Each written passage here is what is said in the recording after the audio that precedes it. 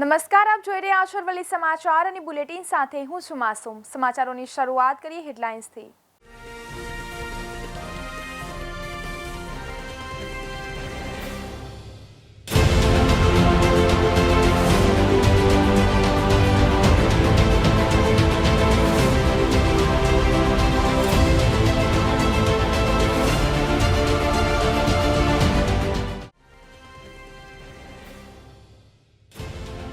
હાલોલમાં મોહરમ પર્વની તડામાર તૈયારીઓ, નગરના મુસ્લિમ બિરાદરોમાં ભારે ઉત્સાહ જોવા મળ્યો।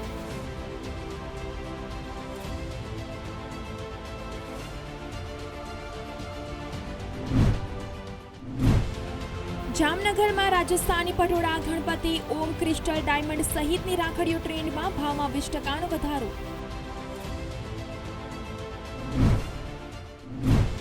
મેઘાવી માહોલ યથાવત, હાલારમાં શ્રાવણી, સરવડા, જામનગર, દ્વારકા અને ખંભાળિયામાં હળવા ઝાપટા।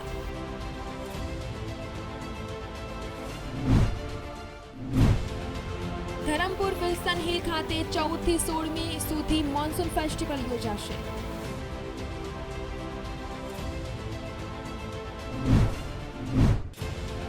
વધામણા કાર્યક્રમ યોજાશે। નર્મદા ડેમ ખાતે પીએમ નરેન્દ્ર મોદી આવે તેવી અટકળો, ડેમની સપાટી 132.17 મીટર પર પહોંચી।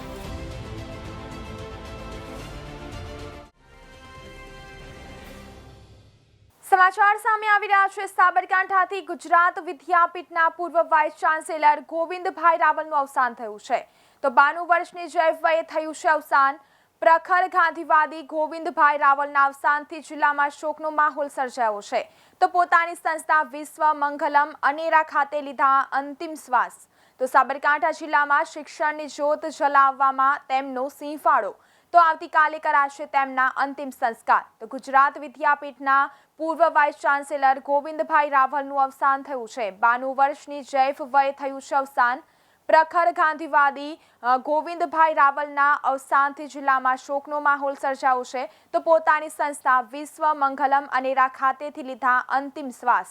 તો સાબરકાંઠા જિલ્લામાં શિક્ષણની જ્યોત જલાવવામાં તેમનો સિંહ ફાળો। તો આવતીકાલે કરાશે તેમના અંતિમ સંસ્કાર। હવામાન વિભાગ દ્વારા રાજ્યભરમાં આગામી 5 દિવસ છૂટાછવાયા વરસાદની આગાહી કરવામાં આવી છે। કચ્છ સૌરાષ્ટ્રમાં હળવો વરસાદ રહેશે। રાજ્યમાં ભારે વરસાદની શક્યતાઓ નહીવત છે। હાલમાં વરસાદની સિસ્ટમ સક્રિય ન હોવાને કારણે તાપમાનમાં વધારો થાય તેવી શક્યતાઓ છે। અમદાવાદમાં પણ હળવા વરસાદ ઉપરાંત તાપમાન 33 થી 34 ડિગ્રી રહે તેવી સંભાવનાઓ છે। જો આજના હવામાનની વિગતવાર વાત કરવામાં આવે તો 3 ઓગસ્ટે અમદાવાદમાં ન્યૂનતમ તાપમાન 27 અને મહત્તમ તાપમાન 33 રહેશે। તેમજ દિવસ દરમિયાન વાદળછાયું વાતાવરણ રહેશે। તો અમરેલીમાં ન્યૂનતમ તાપમાન 26 અને મહત્તમ તાપમાન 34 રહેશે। તેમજ 67% ભેજવાળું વાતાવરણ રહેશે। આણંદમાં મોટા ભાગે વાદળછાયું વાતાવરણ રહેશે। નર્મદા નીરના વધામણા કાર્યક્રમની શક્યતાઓ। રાજ્યના સીએસ પંકજ કુમાર કેવડિયાની મુલાકાતે આવ્યા। નર્મદા ડેમની મુલાકાત કરવી, જે બાબતને લઈને એક બાબત એવી ચોક્કસ નક્કી થાય છે કે 17 સપ્ટેમ્બરના રોજ પીએમ નરેન્દ્ર મોદીનો જન્મદિવસ આવી રહ્યો છે। નર્મદા ડેમને જેવી મહત્તમ સપાટી 138.68 મીટરે ભરાશે। હાલ નર્મદા ડેમ જેની મહત્તમ સપાટી પર પહોંચવામાં માત્ર 6.75 મીટર બાકી છે અને પીએમના જન્મદિવસે આ ડેમ પૂર્ણ મહત્તમ સપાટી સુધી ભરાઈ જશે એવું લાગી રહ્યું છે। અને એવી પણ શક્યતાઓ છે કે પીએમ નરેન્દ્ર મોદી નર્મદા ડેમના વધામણા કરવા આવી શકે છે।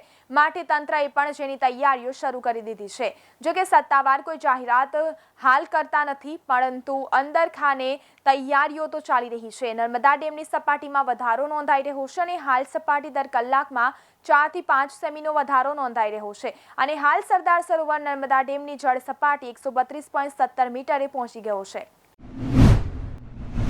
ધરમપુરના ગિરિમથક વિલ્સન હિલ ખાતે આગામી 13 થી 16 ઓગસ્ટ સુધી આયોજિત મોન્સૂન ફેસ્ટિવલમાં આદિવાસી પરંપરા, સાંસ્કૃતિક કાર્યક્રમ, મેળો, પ્રદર્શન તથા તારીખ 14 અને 16 ઓગસ્ટના રોજ જંગલ ટ્રેકિંગનું આયોજન કરવામાં આવ્યું છે।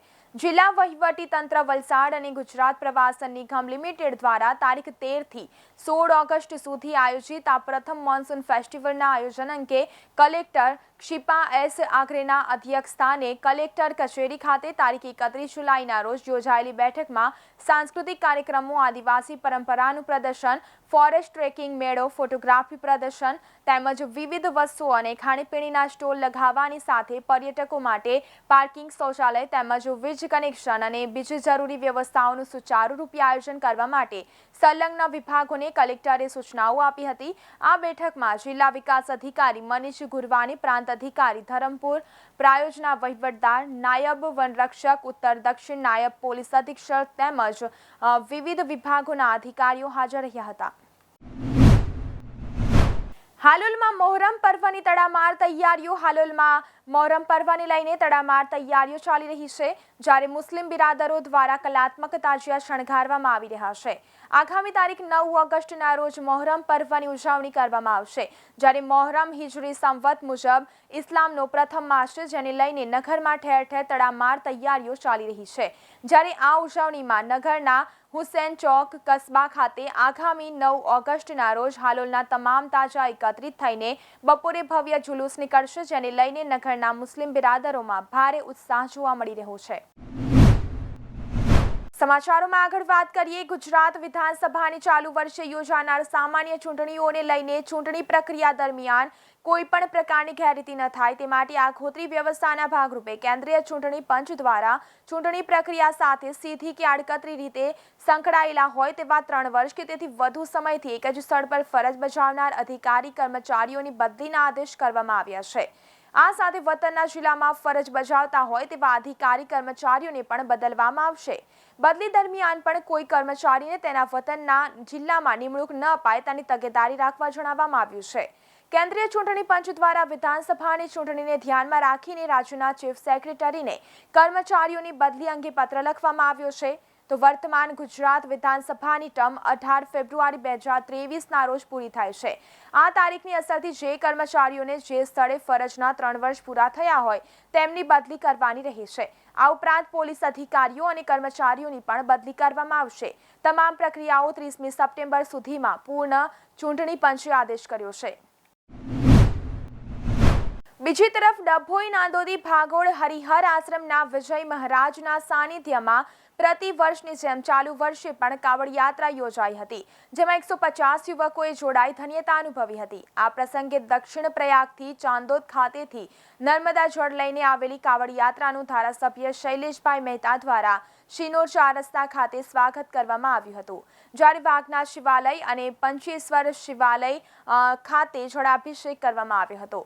ડભોઈ હરિહર આશ્રમના મહંત અને નવનાથ કાવડ યાત્રાના પ્રણેતા વિજય મહારાજના સાનિધ્યમાં ડભોઈ શ્રાવણ માસમાં દર વર્ષની જેમ કાવડ યાત્રાનું ચાલુ વર્ષે પણ ભવ્ય આયોજન કરવામાં આવ્યું હતું, જેમાં 150 કાવડ યાત્રીઓ આ યાત્રામાં જોડાયા હતા. પૂર્વ રાત્રિના દક્ષિણ પ્રયાગ તીર્થ ચાંદોદ ખાતેથી પહોંચી વહેલી સવારના નર્મદા જળ ભરી કાવડિયા દ્વારા ડભોઈ આવવા પ્રયાણ કરી ચૂકી હતી. જે યાત્રા સવારના 10 કલાકે ડભોઈની શિનોર ચોકડી ખાતે આવી પહોંચતા દર્ભાવતીના ધારાસભ્ય શૈલેષભાઈ મહેતા દ્વારા કાવડ યાત્રાનું ભવ્ય સ્વાગત કરવામાં આવ્યું હતું. આ પ્રસંગે ડોક્ટર બીજે બ્રહ્મભટ્ટ, પાલિકા પ્રમુખ કાજલબેન દુલાણી, કોરોબારી ચેરમેન વિશાલ શાહ તેમજ બિરેનભાઈ શાહ, ડોક્ટર સંદીપ શાહ સહિત મોટી સંખ્યામાં રાજકીય આગેવાનો દ્વારા ભવ્ય સ્વાગત કરવામાં આવ્યું હતું. સુરત જિલ્લામાં મેઘરાજાએ આ વર્ષે સારી મહેર વરસાવી હતી. જૂન મહિનામાં જ મેઘરાજાએ દસ્તક દેતા ધરતીપુત્ર ખુશ થઈ ગયા હતા. જુલાઈ માસમાં તો મેઘરાજાએ ધમાકેદાર બેટિંગ કરતા સિઝનનો 71% વરસાદ 31 જુલાઈ સુધીમાં વરસી ગયો છે. છેલ્લા 8 વર્ષમાં સૌથી વધુ વરસાદ છે. જૂનમાં મેઘરાજાની સવારી આવી હતી. ખેડૂતો પણ ખેતીકામમાં જોતરાયા હતા. જૂન માસમાં સિઝનનો માત્ર 9.27% વરસાદ વરસ્યો હતો, જ્યારે જુલાઈ માસમાં મેઘમહેર થતાં જિલ્લામાં સિઝનનો 71.68% વરસાદ થઈ ચૂક્યો છે. વરસાદ છેલ્લા 8 વર્ષની સરખામણીએ સૌથી વધુ છે. ગત વર્ષોમાં 2018માં જુલાઈ માસમાં 70% વરસાદ વરસ્યો હતો, તો વર્ષ 2020માં તો માત્ર 37.4% વરસાદ તો જુલાઈ સુધીમાં વરસ્યો હતો, જે છેલ્લા 8 વર્ષમાં સૌથી ઓછો છે. આ સિવાય અન્ય વર્ષોમાં તો એવરેજ 40 થી 45% વરસાદ વરસ્યો હતો. હવામાન વિભાગના જણાવ્યા અનુસાર આવનારા દિવસોમાં સારો વરસાદ થશે, એટલે કે જિલ્લામાં 100% વરસાદની આગાહી કરવામાં આવી છે. સુરત શહેરમાં અઠવાડિયાથી વરસાદના વિરામ વચ્ચે લિંબાયત વિસ્તારમાં સવારે વરસાદી ઝાપટા પડ્યા હતા, જ્યારે અન્ય વિસ્તારો કોરાકટ રહેવા પામ્યા હતા. આગામી દિવસોમાં આકાશ સંપૂર્ણપણે વાદળછાયું રહેવાની શક્યતા હવામાન વિભાગ દ્વારા વ્યક્ત કરવામાં આવી છે. તો આવતીકાલથી વરસાદી માહોલ વચ્ચે હળવા વરસાદની આગાહી કરવામાં આવી છે. મહત્તમ તાપમાન 32.3 ડિગ્રીથી 34 ડિગ્રી અને લઘુત્તમ તાપમાન 26.1 ડિગ્રીથી 26.5 ડિગ્રી વચ્ચે રહેશે. પવનની ઝડપ સરેરાશ 12 થી 16 કિલોમીટર પ્રતિ કલાક રહેવાની સંભાવના છે. હવામાન વિભાગના જણાવ્યા પ્રમાણે મંગળવારે શહેરનું મહત્તમ તાપમાન 32.1 ડિગ્રી અને લઘુત્તમ તાપમાન 27.2 ડિગ્રી નોંધાયું હતું. વાતાવરણમાં સવારે ભેજનું પ્રમાણ 79% અને સાંજે 73% રહ્યું હતું. સાઉથ વેસ્ટ દિશાથી 9 કિલોમીટરની ગતિએ પવનો ફૂંકાયા હતા. બીજી તરફ ઉપરવાસમાં વરસાદનો વિરામ છે. ઉકાઈ ડેમની સપાટી 3334.67 ફૂટ નોંધાઈ છે. તેમજ ડેમમાં ઇનફ્લો 37,986 અને આઉટફ્લો 23,476 ક્યુસેક છે, જ્યારે રૂલ લેવલ 333 ફૂટ છે. વિયરકમ કોઝવેની સપાટી 6.88 મીટર છે. નોંધનીય છે કે આજે સવારે શહેરના કેટલાક વિસ્તારમાં વરસાદી ઝાપટા પડ્યા હતા. બીજી તરફ અમદાવાદના સરદાર વલ્લભભાઈ પટેલ ઇન્ટરનેશનલ એરપોર્ટ પર કમ્યુનિકેશનના નવા યુગનો પ્રારંભ થયો છે. આપનું મનપસંદ એસવીપીઆઈ એરપોર્ટ પર 1 ઓગસ્ટ 2022થી શાંત અને સતત એનાઉન્સમેન્ટથી મુક્ત એવું સાયલન્ટ એરપોર્ટ બની ગયું છે.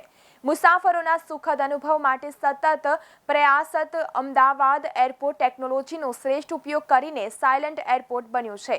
જો કે મુસાફરો મહત્વની ઘોષણાઓથી ચૂકી ન જાય તેની ખાતરી માટે એરપોર્ટ પર 100થી વધુ સ્ક્રીન પર ફ્લાઇટ્સની માહિતી પ્રદર્શિત થતી રહેશે. આ સ્ક્રીન્સ ટર્મિનલ્સની બહાર ચેક ઇન હોલ અને સિક્યોરિટી હોલ્ડ એરિયામાં મોકનારા સ્થળોએ મૂકવામાં આવશે. તેમજ સાયલન્ટ એરપોર્ટ એ મુસાફરોને ઓછા ઘોંઘાટનો અનુભવ માણી શકે તે માટે એક પહેલ કરવામાં આવી છે. મુસાફરો કોઈપણ જાતની ખલેલ વિના પ્રતીક્ષા સમયનો ઉપયોગ તેમની મનપસંદ પ્રવૃત્તિઓમાં કરી શકે છે. સાયલન્ટ એરપોર્ટનો અર્થ છે કે મુસાફરોને પુસ્તક વાંચવા, ટ્રાવેલ પાર્ટનર સાથે વાતચીત કરવા, મનપસંદ સંગીત સાંભળવા કે જરૂરિયાત મુજબનું કામ કરવાની સવલત માટેનો વધુ સમય મળી રહેશે. તો બુલેટિનમાં અત્યારે બસ આટલું જ. વધુ સમાચાર જોવા માટે જોતા રહો અરવલ્લી સમાચાર, એટલે તમારો વિસ્તાર, તમારી વાત.